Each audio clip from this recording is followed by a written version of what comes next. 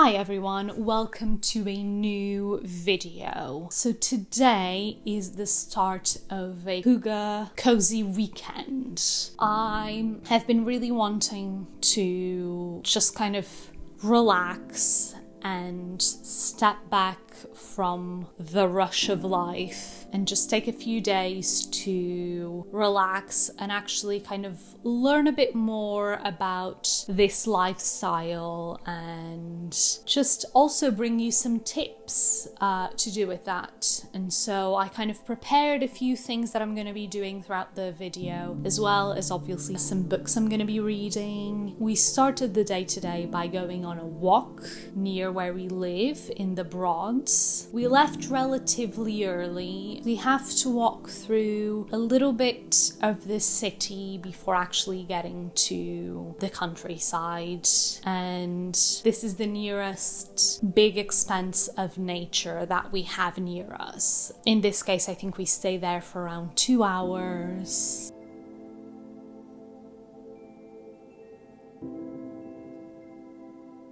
I call this video Hygge because I just read The Little Book of Hygge by Mike Viking, CEO of the Happiness Research Institute in Copenhagen, and I wanted to share what I learned from it. The feeling of coziness, warmth, and togetherness have different names in many cultures. And we don't have to label it, we can just strive to feel it and make it our own. And so I'll be sharing my version and suggestions that I have learned from the book, as well as statistics. All of the statistics I mention come from The Little Book of Hygge.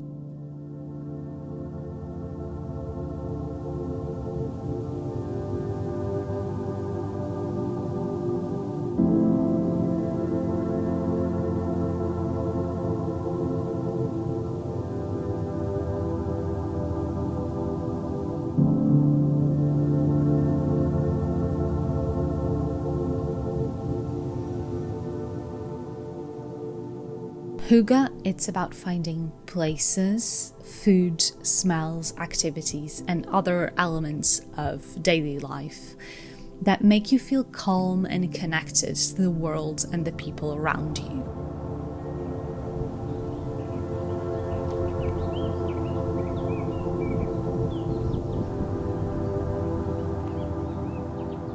Wood makes us feel closer to nature. It's simple and natural, just like the concept of Hygge.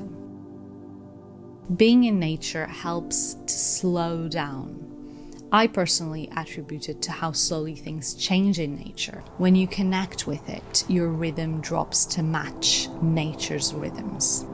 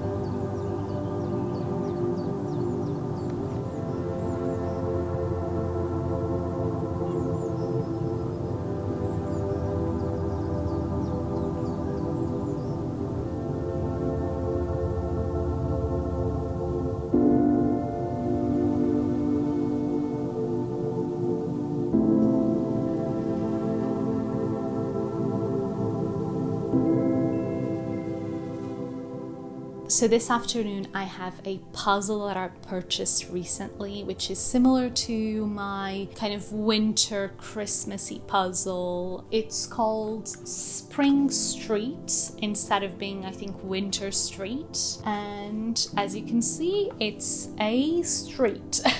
But all kind of pinks and corals and beiges, lilac. It's a very nice puzzle full of flowers and plants, very appropriate for spring. I am quite excited to get stuck into this. Apart from that, today I would like to bake some cookies, very springy cookies, lemon and thyme, which I'm quite excited to try because it's a combination I haven't tried before, but it sounds very interesting. And tomorrow, my plan is to read in the morning with my hot drink, and then I have plans in the afternoon to go out and kind of browse some bookshops, drink a tea or a hot chocolate, maybe get some cake, and then come back home and read some more. Those are my plans. On to the books. I have 2 physical books I would like to read. First is Wynd, a graphic novel by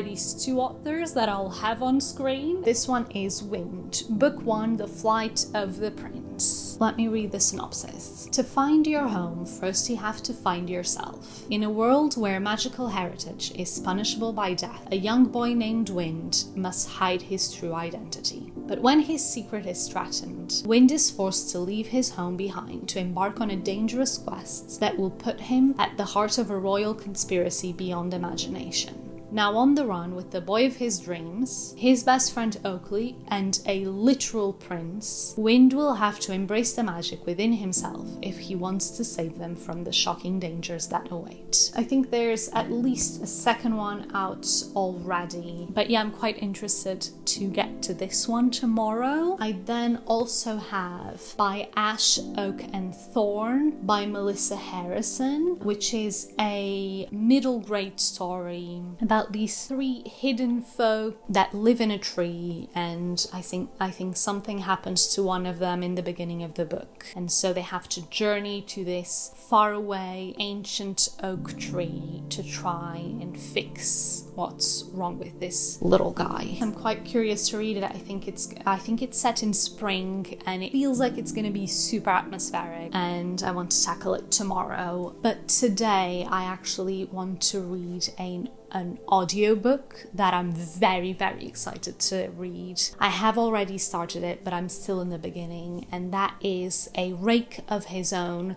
by A.J. Lancaster. It is technically the 5th book in the Sariel series. The first 4 books follow one main character, which is Hatta, and this 5th book follows her brother, Marius, and it's a kind of cozy mystery romance. And I know that we will check in with Hatta and what's going on with her, but it's really mostly focusing on Marius and his situation at the moment. So it is the 5th book in a series, and I think you wouldn't be able to really read it without reading the first 4. So Marius, he is an academic and he is a botanist. He mostly works in his greenhouse, and one night there's a murder that occurs in this greenhouse around the same time that a fae that Marius knows, and like it's a character in the other 4 books, appears covered in blood.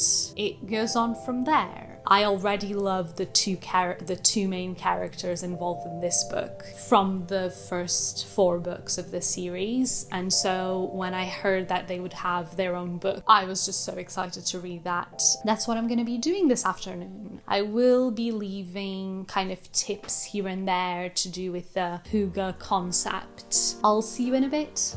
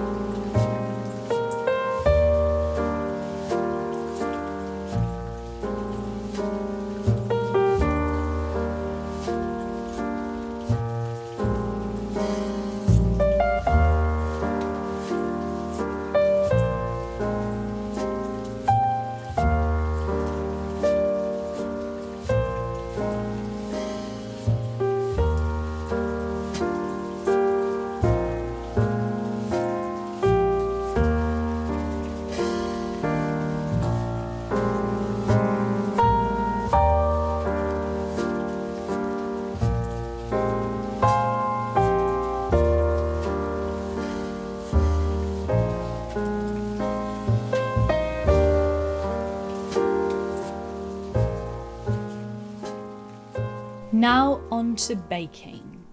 I'm making lemon thyme coin cookies today.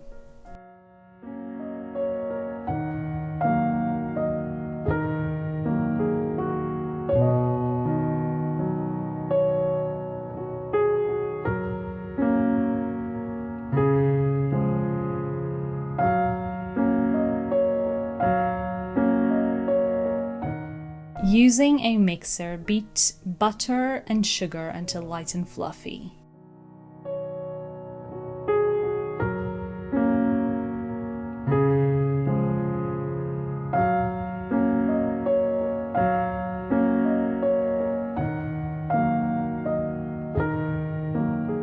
Whisk together flour, baking powder, and salt.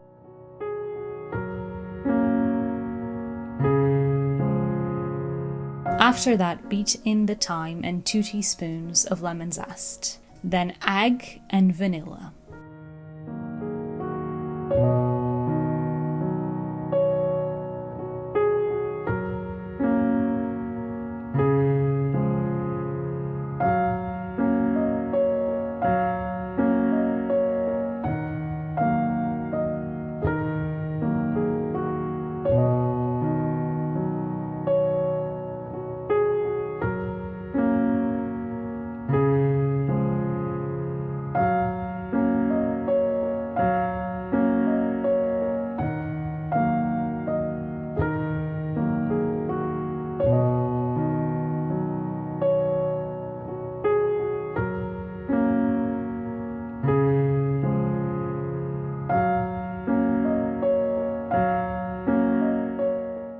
Add the flour mixture, mixing just until incorporated.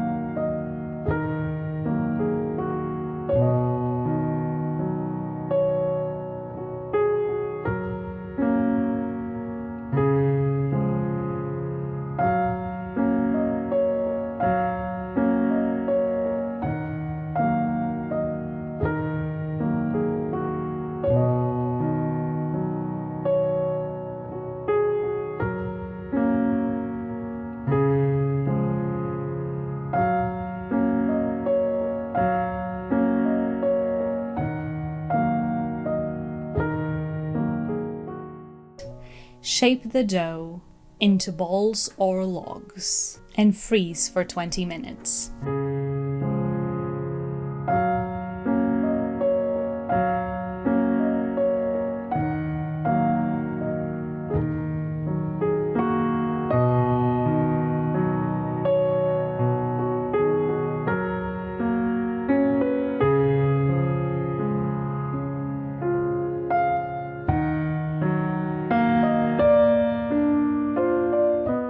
Combine icing sugar, fresh lemon juice, and the remaining lemon zest.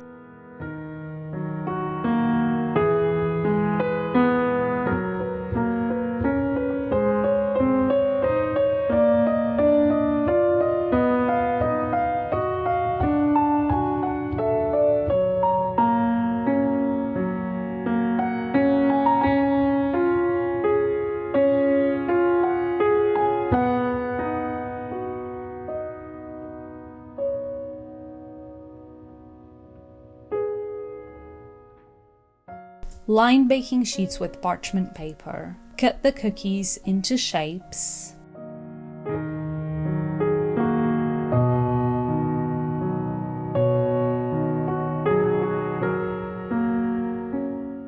And bake for 10 to 12 minutes.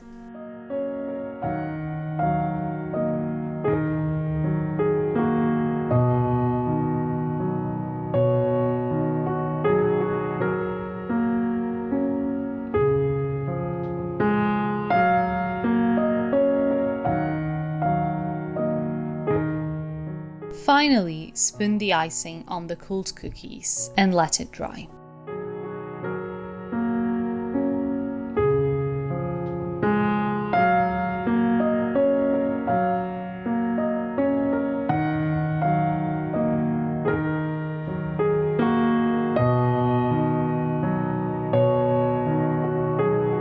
And there you are, ready to be eaten. Hi, so I have just finished the cookies. They're now drying, and I tried a couple without the frosting, and I tried the frosting separately because obviously they're still drying. I mean, the cookies are nice. They taste quite nice, and I really like how the time balances out the sugar, but the frosting, oh my god, that frosting is divine. I think it's going to be amazing when the two come together. But yeah, because they're still drying, actually, I think I may just try them tomorrow as they're still drying and they don't look like they're going to be drying the next few hours. I did just finish a Rake of his own and I had the best time. I'm actually thinking of putting this book on my favorites. My rating, it's 4.75. I don't think it's 5 stars. It was the best fun time, honestly. I loved it. Follows Marius and Rake, or Raken, as they're trying to uncover this mystery and obviously kind of falling in love. They have this, it would technically be a hate to love, an enemies to lovers. So they bicker a lot, and Marius thinks Raken is not very moral, but they do actually work together quite well, and we had seen that before in the previous books. And I already loved Marius, and I already thought Raken's character was really good. And like, I knew they were going to be getting together since they first appeared, since Raken and Marius first encountered each other in the previous books. I immediately had an inkling that there was going to be a romance. So yeah, when I saw that actually there was a book dedicated to it, I knew it was going to be amazing, and it delivered on everything I wanted. It was so funny. Marius is a very funny character. He is quite self-deprecating, which is actually one of the themes of the book, where Raken really builds up Marius. Like, Marius thinks that he's not very valuable, and Raken shows him that actually there's not just one way to live, and that just because you're not the most brave person ever and you're not good at fighting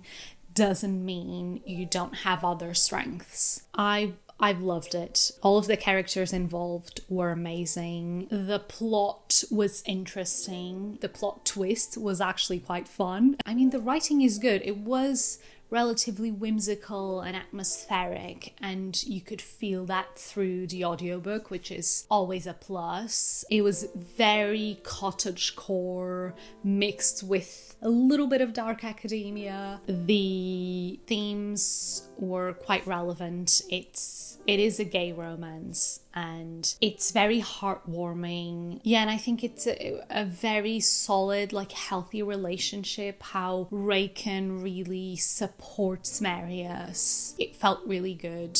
The steamy parts were good. I mean, it was right on my limit. It wasn't crude, which is just amazing.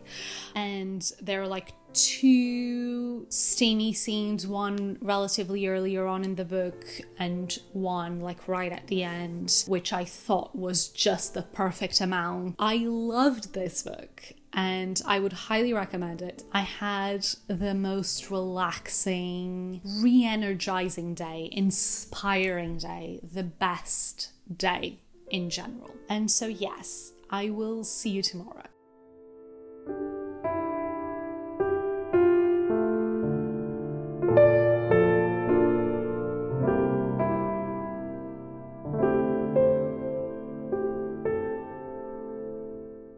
Danish people associate hot drinks with Hygge. 86% of them, to be exact, according to Copenhagen's Happiness Research Institute.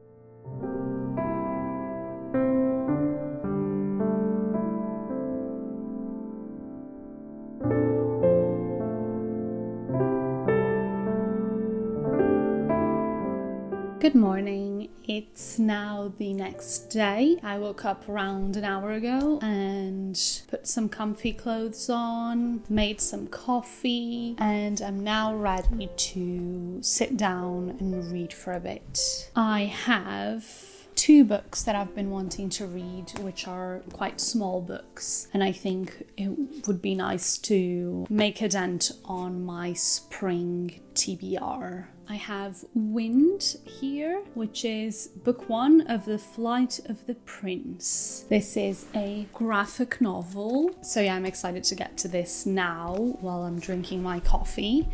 But also I have By Ash, Oak and Thorn by Melissa Harrison, which is a middle grade cozy fantasy. So those are my plans. Let's cozy up and get started on Wynd, which was voted Best of 2020 by Gosh, which, in case you don't know, is a comics and graphic novel bookstore in London, which every time I go to London I try and go there. I'm gonna sit down and read now because I can see that my battery is flashing. See you in a bit.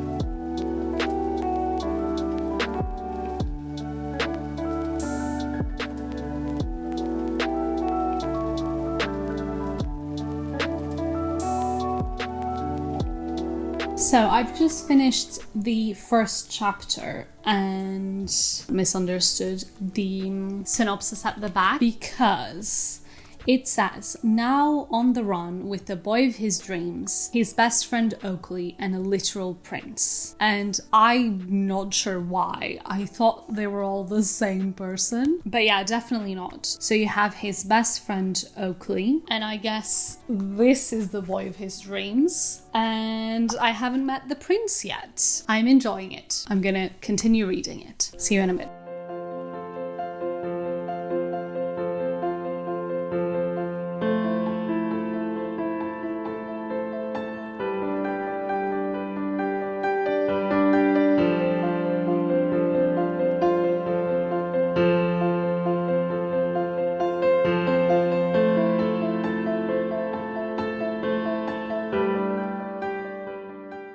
So I have finished reading Wynd and I really enjoyed it. It's such a nice little book. Quite happy I was actually wrong about the back because you have more characters to care about. And honestly, I quite like all of them. You have Wynd, he's soft and lovely. And then you have his best friend, Oakley, and she is a spitfire. She's courageous and loyal. And then you have the boy of his dreams. He's quite nice, but also very down to earth, and he's strong and reliable. And finally, you have the prince, and he's a mess, and he's doing the right thing, but he's a bit of a coward, and he's just afraid of the world, and he's not very nice to everyone, really. And yes, I really enjoyed it. The world is interesting, the characters are rootable, and this first book is really just them discovering this world that they thought they knew about, but they actually don't really know anything. They're all teenagers, so they have their heightened feelings and all of that, but they are just kind of trying to make it through. You have a little tiny bit of a quest which will continue in the next one, but at the end they're relatively safe. So that's nice. And yes, I really actually want to read the second one. I think this is a good story. And I think I preferred this one to the Prince and the Dressmaker, which I gave 4 stars. So I'm gonna give this 4.5. I think is the right rating for this. I am now going to make some food, and then after that I'm going to be meeting some friends. We're going to be walking around Norwich bookshops, mostly secondhand ones, and hopefully then having something to eat or just drink. I will hope to then come back home after all of that to start reading the By Ash, Oak and Thorn. I'm now going to make some food and probably actually start the book. And yes, that's it. I'll see you later on.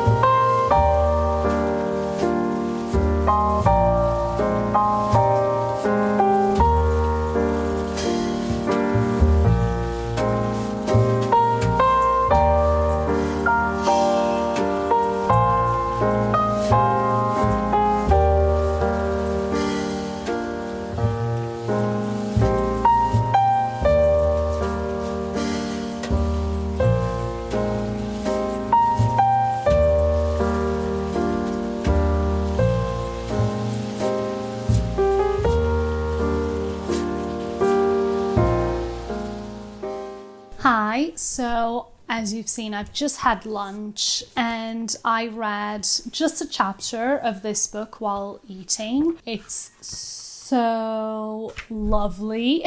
It has these illustrations and it's just so nice, all the imagery and the vocabulary used. It's a little bit funny, so the way they talk, there's a few words introduced which are quite casual, and so it just makes it a little bit funny. Oh, but it's just so nice and lovely. And I mean, I've only read like 5 pages. So yeah, I now have to get ready to go, but I'll hopefully read some more when I come back because I'm so excited to get to this. I am now going to get ready to leave, so I'll see you later.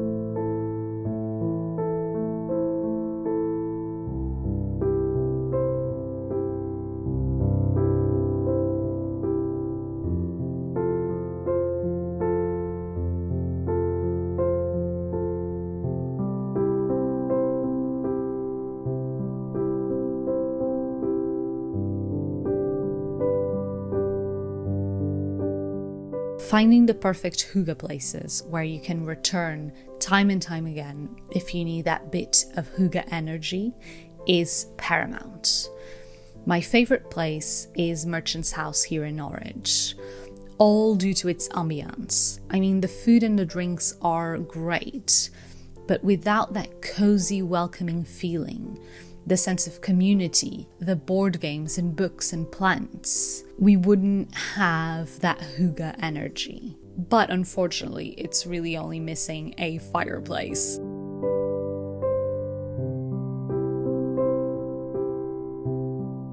Most important element of hygge are candles. 85% of Danes associate hygge with candles. Hygge is humble and slow. It doesn't take much to create small moments of happiness, relaxation, and connection.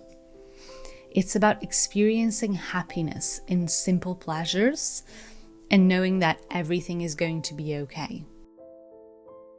Hi, so welcome to the end of the vlog. It's the next day. I ended up being able to finish this little book this morning, and it was just lovely. Don't have much to say about it apart from if you're not a fan of middle grade, definitely don't read this. The writing itself is really tailored to a younger audience, and I felt like it was very nice, and the way it's kind of teaching kids to look around and be inclusive and explore nature, but be careful while doing that, and having fears and not being embarrassed by them and embarrassed by their feelings in general. It's a very heartwarming, a very good teaching moment, but it's definitely for kids.